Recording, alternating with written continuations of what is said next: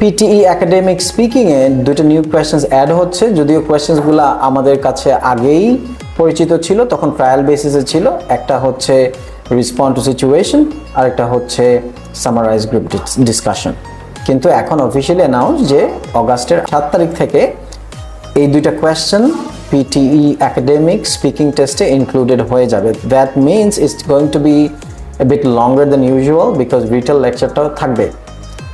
আর respond two situation এমন একটা task যেখানে একটা প্রম্পট থাকবে, রিটেন প্রম্পট, আবার সেটা অডিও দিয়ে বলবে, সেটার উপর বেস করে আপনাকে রেসপন্ড করতে হবে।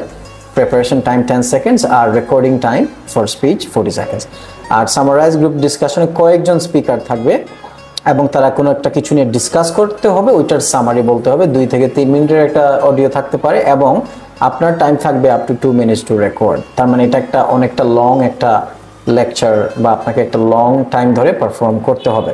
তবে প্যানিক করার কিছু নাই এই কারণে, because we have all the resources for this questions, experimented, tested and ready.